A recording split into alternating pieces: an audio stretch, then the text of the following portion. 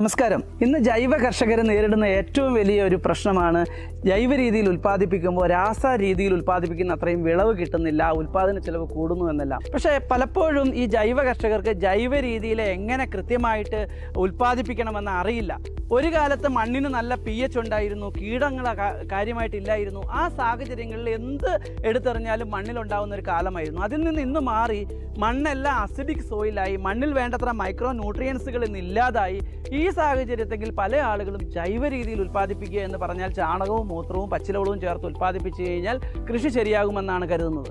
പക്ഷേ മഹാത്മാഗാന്ധി യൂണിവേഴ്സിറ്റിയിലൊക്കെ പോയി എക്കോളജിയെ ബേസ് ചെയ്തിട്ടുള്ള ശരിയായ ജൈവ കൃഷി പഠിക്കുമ്പോൾ നമുക്ക് മനസ്സിലാകും, ഒരു ചെടിക്ക് 17 മൂലകങ്ങൾ പ്രധാനമായിട്ടും ആവശ്യമുണ്ട്.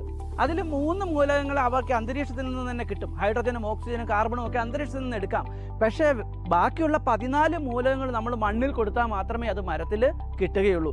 ഈ 14 മൂലകങ്ങൾ നമുക്കറിയാം: NPK, നൈട്രജൻ, ഫോസ്ഫറസ്, പൊട്ടാഷ്, അതുപോലെ തന്നെ calcium, magnesium, sulphur, manganese, molybdenum, nickel, zinc, copper എന്നുവേണ്ട സൂക്ഷ്മ മൂലകങ്ങൾ അതിസൂക്ഷ്മ മൂലകങ്ങളും എല്ലാം മണ്ണിൽ കൊടുത്താൽ മാത്രമേ കൃഷി ശരിയാവുള്ളൂ. ഇങ്ങനെ നമ്മൾ കൃഷിയെ ശരിയാക്കാൻ വേണ്ടി നമ്മളുടെ കമ്പനി ധാരാളം ബയോസ്റ്റിമുലൻറ്റുകൾ ഡെവലപ്പ് ചെയ്തു, എല്ലാ മൂലകങ്ങളും മണ്ണിൽ കിട്ടുന്ന രീതിയിൽ. അപ്പോഴും ഒരു പ്രശ്നമുണ്ട്: കീട നിയന്ത്രണത്തിന് പലപ്പോഴും ഫംഗസുകളുടെ അറ്റാക്ക് മൂലം നമ്മൾ എത്ര നന്നായിട്ട് കൃഷി ചെയ്താലും മണ്ണിൻ്റെ pH ശരിയാക്കി മണ്ണിൽ വേണ്ടത്ര കാർബൺ കൊടുത്തു എല്ലാം ചെയ്യുമ്പോഴും പലപ്പോഴും ഈ ഫംഗസ് അറ്റാക്ക് വന്നിട്ട് ചെടികൾ നശിച്ചു പോകുന്ന ഒരു പ്രവണത ഉണ്ടാകുന്നുണ്ട്. അതിനുവേണ്ടി നമ്മൾ ഡെവലപ്പ് ചെയ്ത ഒരു ബയോസ്റ്റിമുലൻ്റ് ആണ് ക്യൂർ പ്ലസ്.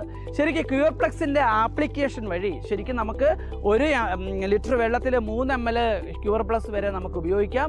ആ ക്യൂർ പ്ലസിൻ്റെ ആപ്ലിക്കേഷൻ വഴി ശരിക്കും നമുക്ക് ഫംഗസുകളെ ഇല്ലാതാക്കാനും കൂടി സാധിക്കും. അപ്പോൾ പലപ്പോഴും നമ്മൾ ഹ്യൂമിക്കും ഫൾവിക്കും സീവീഡും ഒക്കെ ചേർത്ത് കൃഷിയെ നല്ല രീതിയിൽ കൊണ്ടുവരുമ്പോൾ ഫംഗസ് അറ്റാക്ക് നേരിടുന്നുണ്ടെങ്കിൽ കർഷകന് ഈ ഒറ്റ മൂല്യം കൊടുത്തുകൊണ്ട് ശരിക്കും നമുക്ക് ഫംഗസിൽ നിന്ന് രക്ഷപ്പെടാനുള്ള ഒരു പ്രോഡക്റ്റാണ് SPCയുടെ ക്യൂർ പ്ലസ്.